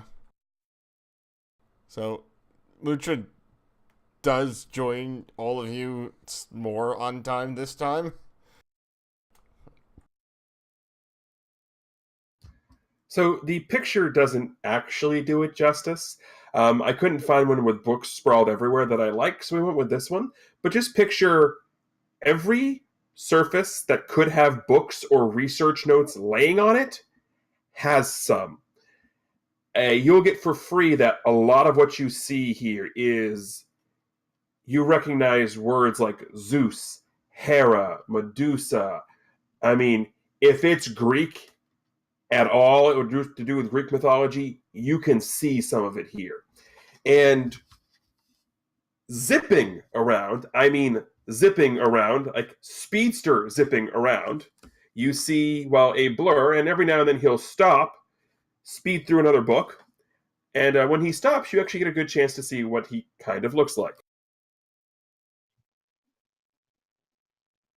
As we're walking towards him, Phantasm looks down and sees a book with a little bit of dust and dusts it off, and it says Roman mythology. Hey, what do you? Oh, that one's fine. He looks at all of you. You're not supposed to be here. You're not supposed to be here. Eric. Lucha waves. Hi. No, you're not supposed to be here. You can't be here. Gotta find out more. Gotta figure out how. Hi. We are here. Eric. You're not supposed to be here. I've already paid. I've already paid my rent. He zips off to another book. Eric, we're not here for rent. Dr. Casey says that you're all up to date. Good. I mean, that's good because you're not supposed to. Wait. You're not supposed to be here. You're not supposed to be here. And his demeanor changes from being obsessed with finding something to being obsessed with you guys? He is moving at lightning speed, like you can all feel the wind and actually the static electricity around you as he does this. So Lutra's fur gets all poofy. He's an electric speedster. So, but he is like going around like, and you guys don't have speedster senses, but he's basically like giving you the full on like speedster once over. But he's like, bzz, bzz, bzz, and he leaves Lutra, and Lutra's all poof. Lucha kind of like starts patting his fur back down, like, okay, that's weird. What are you doing? You're not supposed to be here. That means if you're not supposed to be here, that means he cannot supposed to be here, and he can be here. Who? What? Why? Dr. Casey did not use the word eccentric when he talked to me. What did he use? You said paranoid, right? Yeah. This doesn't look like paranoia. This looks like insane. Yes, very eccentric. Okay. I mean, every other thing I've tried, it hasn't worked. Every time I go back to save him, he ends up still dying again because of them, because of them and their stupid thread. But if you're not supposed to be here, that means he cannot supposed to be here. He can be here. Who are you talking Wait. about? You said going back. Oh dear. Where are you going? Can I roll an insight check? You may. I'll roll the insight check before I explain anything. What are you inciting for? If I know enough about speedsters to know how he would have been able to, or why he says go back, no matter how many times they go back. Yeah, that one I'll give you. So Phantasm looks at Anton and says, he's a speedster. He can move faster than time itself. I figured that at this point. He won't stop running. Yeah, so that's how he can go back in time. But who is he trying to save? Obviously someone who died. Often, apparently. Yeah, every time I try and go back and save him, and every time it ends up being my fault. And Lucha and steps. it's because of them and their stupid thread that I can't save him. And if you guys are here and you're not supposed to be here, that means the threads don't affect you. It means they can not affect him, and I can save him. Phantasm interrupts. Eric. Yeah, what? Who? Who, what? Who are you trying to save? Tony. He died because of me, and every time I try and save him, he just keeps dying over and over again, and Lucha it's looks around like, because of them, and apparently it was his fate to die. But if you guys are here and you're not supposed to be here, then that means I can change his thread too. Tony who? My friend Tony. Okay. Wait, you're not here about Tony? Then why did Dr. Casey send you? Because we had a thing that he figured you would know more about than we do. I mean, I only know about this. And he sort of gestures to everything. Malkier, show him the picture of the thing. As Malkier pulls out the picture, Phantasm starts to recite, "To the Morai, the might of Zeus must bow." He actually recites it in unison with you. Okay, that was weird. Well, I would understand. Understand if he could read Greek. Yeah, read Greek. I mean, that's their big thing is to them, to the three, that they that nothing is above what they do. Nothing's above fate. But at some point, it became more than just the three. It became more. They apparently they got too overwhelmed with everything. So specifically, the spinner, the spinner had to help him. They they point people down the path they're supposed to go on, which makes it easier for the Atoller and the Unwavering to do what they're supposed to do. There's two of them. They took names. That they were sisters. That they took names. Vayasna and Kismet were the names they took. Kismet. Okay, I recognize that name.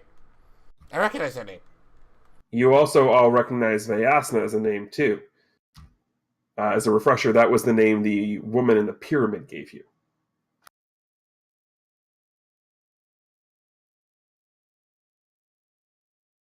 We met the other one. Wait. You met one of them? Which one? Then not Kismet, the other one. Vayasna? Yeah, that one. You met the Seer of the Stars? Yes. What did she tell you? Well, she gave Anton a sword. How did she find you if you're not supposed to be here? There's no way she could have found you. She can't find you. You're not supposed to be here. None of you are. I think we found her. She didn't find us here. But you're not supposed to be here. You keep saying that. What do you mean we're not supposed to be here? I mean exactly that. You're not supposed to be here. Like none of you are supposed to be here. What are we supposed to be? Not here. I mean, every time I go back and I go forward and I see things and never and every time have I seen you. You aren't supposed to be here. Like you mean None of in you. your No. I mean like here, like here. Or where are we normally? Gone. Like not supposed to be here. Like you're not supposed to be here. This is As past when in- your thread was. As in, we've cheated that fate. Our fate was, well, in my case, death. So I should not exist. I should not be here. I have no idea what that looks to me though.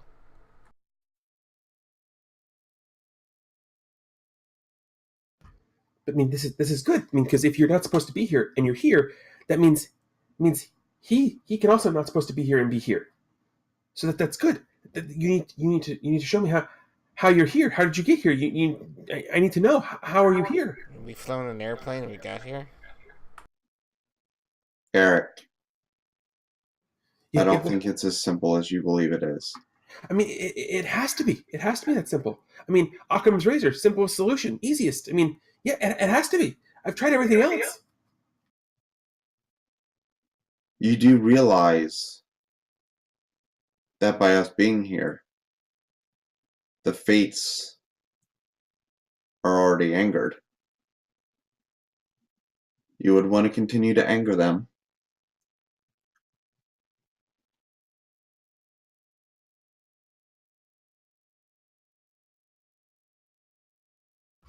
I mean, I'm pretty sure I already have. I mean, every time I try and go back, and they just keep taking him away from me. And I mean, at this point, I mean, I think I've done that already. So why wouldn't I just?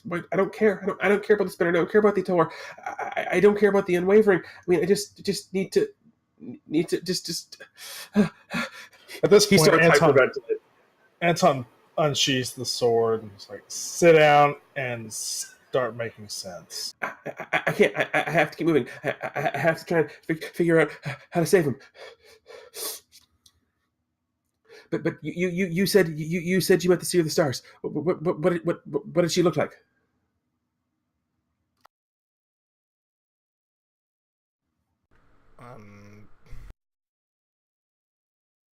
Lucha would explain what he remembers of what she looks like. Player No, doesn't exactly remember. Yeah, we have the picture. We can bring it up. That's fine. Right. No. That's all wrong. That's not the Seer of the Stars at all.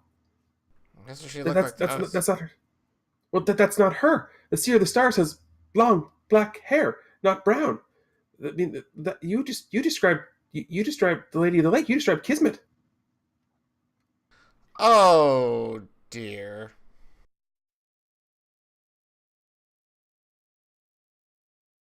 Did I say something wrong? You didn't. but she identified herself as the other one, and we have information that leads us to believe that Kismet is doing a lot of not so good things. So, if that was Kismet, then she's just played us or something. Well, she Wait. took the amulet, and I have a sword now, so yeah, I don't feel good about this. Wait, she did what? She took the amulet of whatever the Earth amulet Anton had was called. The medallion of the She everlasting. That one. she My can't. amulet. She shouldn't be able to. She shouldn't be able to do that. Her power should be constrained by that of the Mirai. Okay, well, actually, she didn't take it. She split Anton into two, Oh no. and he has it as probably going to her. Oh no, no, no, no, no. Oh no, no, no, no. Oh no, no, no, no, no, no, no, no, no, no, no, no, no, no. And he's back to being incoherently babbling again, and he's just riffling through books and books and books.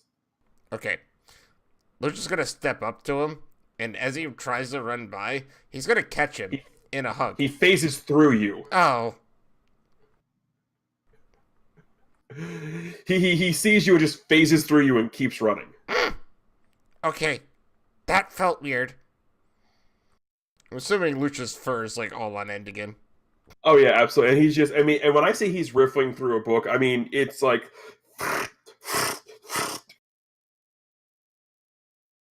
Lucha kind of folds his arms, taps his foot a bit, and then looks at like waits for a few moments to kind of let him like read a bit, and then says, "Hey, did you find anything?" no, nothing. This shouldn't be happening. She shouldn't be able to do this. Why is she able to do this? How is she able to do this? I mean, they should be trying to stop her. Why are they trying to stop her? I mean, what's happening? What's going on? You need to stop her. You shouldn't be here. So that means you can stop her. You need to stop her. Okay. There was talk about a whole thing of how at least one of us wasn't supposed to be here. Malkir kind of just glances over at Phantasm. I don't know why you say the rest of us shouldn't be here, but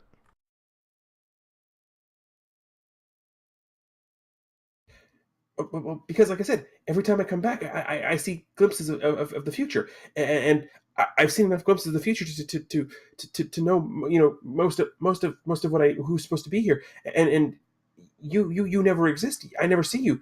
You shouldn't be here. You shouldn't. Okay, let's get over that point Yep. because we're standing right here. right. Yeah, Malkir kind of starts to lose it just a bit, and the temperature in the room just starts getting very, very warm. Hey! Careful! These are books. They don't like it too hot. So careful!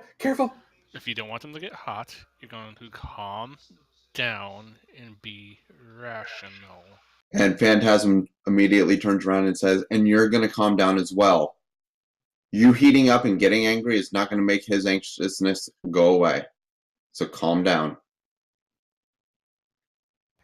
We're not going to get answers by you getting angry." This is me calm. I actually don't doubt that.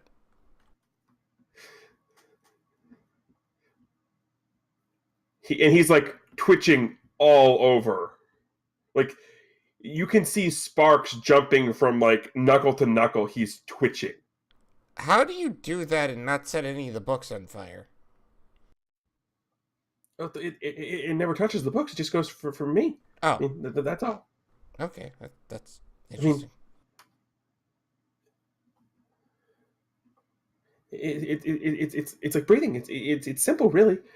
He goes off in this long attempts to go off in this long, drawn out dissertation on how the current works. Lucha just says, I don't really need to know that. I was just asking a question. Okay, but yeah, you need to stop her. I mean, if she's doing all this, that there's no way they would let her. So something had to have happened to them, and if something's happened to them, why can't I keep? And then he just sort of stops for a second. Okay. Them, as in the Fates? He doesn't. He ignores you for a second, and you just hear him look up, and you just go. He goes, that. He's about to say that bit, and you say the Fates. He goes, well, yeah, them. Why? Do you know where we may be able to find them? No, they they don't be found. They find you. Okay. Do you know how we would allow them to find us? Primarily Clothel. Yeah, I don't know. I don't know. I mean, you may maybe not necessarily the spinner, but that maybe the sea or the stars. Maybe somebody who maybe if you know somebody who she's going to visit or she needs to visit. I mean, you might be able to find them out that way. But I don't know. I mean, you would have to be somebody whose destiny is such that she needs to direct them. She needs to unlock something within them that. That they can do, but I don't know. I think someone. At this point, Fant, your phone rings. Hold on. And don't come near me because I don't feel like getting shocked through my No, ear. no. Of course not. We've already played out what happens on the phone conversation. Huh? I wasn't sure where I was slotting this in, so I This is played a this out really ahead of weird time. place for that. It is a really weird place for that, but it fits into everything else I'm doing. So Okay, so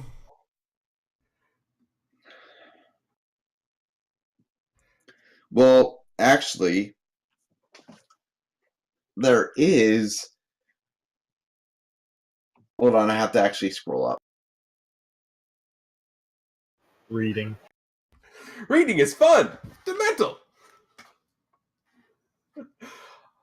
Also, real quick, out of character. Now you guys know when I said earlier why I was giving myself a hyperactivity fit when I was practicing NPC voices.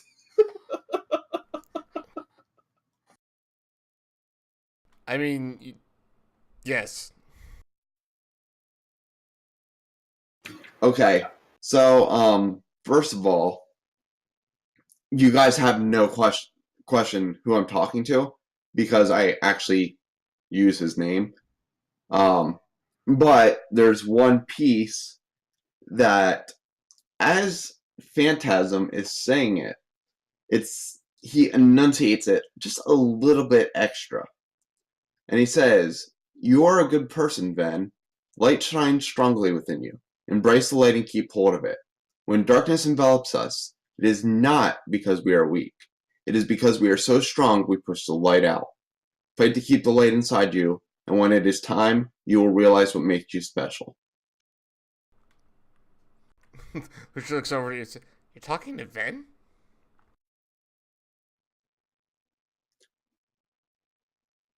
After he hangs up, yes, I was. Oh, how's he doing?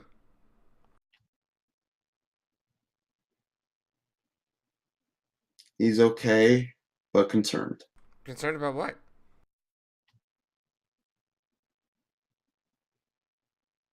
Everything. Okay. What was that whole thing about the light all about?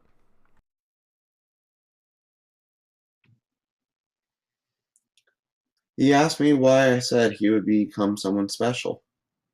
Oh, And I think it's important for all of us to remember that while we are special, it's our actions that choose what type Wait, of hold on. special we become. hold on a second. Hold on, wait. Become special? What do you mean become? He's not already? No, he's not. But if he becomes that and he's not already, that's something she would go for. Yeah, let's just look at that. I like you. He comes over and gives you a hug and your fur stands up again. Aw. Lucia hugs him back. Regardless of the fur. Because it's already standing up, so he clearly doesn't care. Yeah, he generates constant static cling. Right. Yeah. At this point, you're all pretty sure the only reason he's not burning up his clothes is because you're pretty sure they're friction resistant due to Dr. Casey. So, we should probably head to where Ven is. I mean, if you're trying to get a hold of her, then yeah, I mean, that's the best thing. I mean, I guess, I mean, but you need to you need to stop kissing. You have to. I mean, if So is she one of the if three? no, she was one of the two that the spinner added on, and apparently she's I don't know what's going on, but you need to stop her. You need to, and Why do you if keep referring to one of them as the spinner? The spinner of what? A spinner is what one of the Mirai or the Fates were referred to as. Oh, There was the spinner, the disposer of lots, and the one that could not be turned. the spinner, the alater, and the unturning, Clotho, Latius, and Atropos. I see. So the quick version is everyone's life is measured by a thread. The spinner doles out the thread. The alater measures it to where it needs to be, and the unwavering and the unturning cuts it. When your thread is cut, you're dead. Your fate is over. That's it.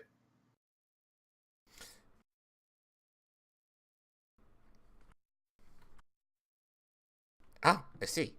Was that in game or out of game? I'm sorry. Oh, that was definitely in game. That was Okay. him. Good, because like I know this out of game, but oh, okay. I see. So, why would the spinner add two others? Because there was too much life, too much going on. It was taking too much to not only to spin all this thread and to make sure people went on the path that they were destined to. So they came up with they hired two people. They got two people. They recruited two people, two sisters. Like I said, Vyasna and Kismet to help with the past, to put people on the path you're supposed to go on. I see.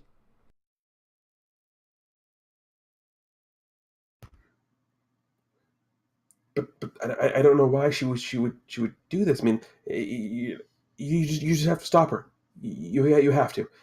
I mean, if they're not allowed to do their job, even though I've been trying to stop them from doing their job, if they're not allowed to do their job for everybody, then really bad things will happen. We really don't want that bad things to happen, do we?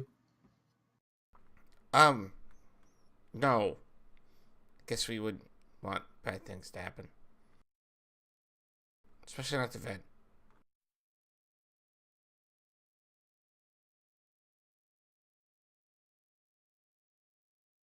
Then go.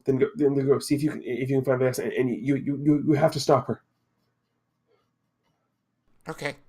Oh, and I know I'm not supposed to ask this, but if you're here, you probably don't. How's Hunter? He's about the same, Hmm. but we're actually working on that. You are? Oh, that's great. That's great. Maybe if you stop her, you'll help him too. Actually, we're pretty sure that is true. Then you have to stop her. I'll see what I can come up with and see if I can figure out what she could be doing and why she could be doing it. And if I find anything, I'll let Dr. Casey know. Okay.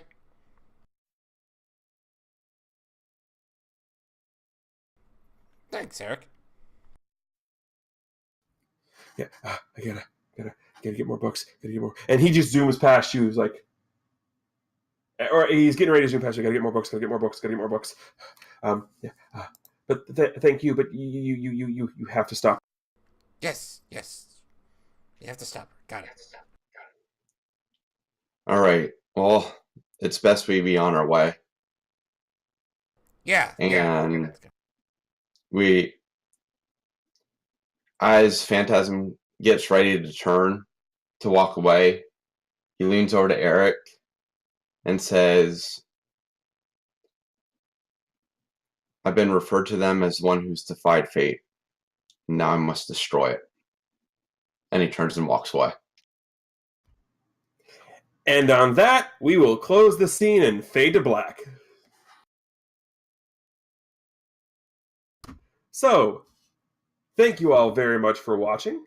As this was a two-part episode, we're going to go ahead and reward 3 PowerPoints. Not the usual 4. We're only going to do 3. I have my reasons. But again, thank you all very much for watching. And I believe due to some scheduling conflicts and vacations for people's work, I believe we're going to be on a break next Wednesday as well. I believe we're going to be back next Sunday for the next episode. I'm not entirely sure. But please go ahead and follow us at our Twitter account over at Bay City Chronicles. Go ahead and post that in the chat here to keep an update on exactly when we are going to go live. And if you have not done so already, please click the follow button to follow us here on twitch.tv/Bay City Chronicles, as well as follow the YouTube channel. If you're watching this on YouTube, go ahead and follow us on Twitch and vice versa. But on behalf of everybody here, that'd be Krim, Dark, OPT, and Narration, and of course, our resident artist who is in the chat, Chameleon Ice, I am your host, The Green Leaf Effect, saying thank you all for watching, and of course, remember to always keep hailing.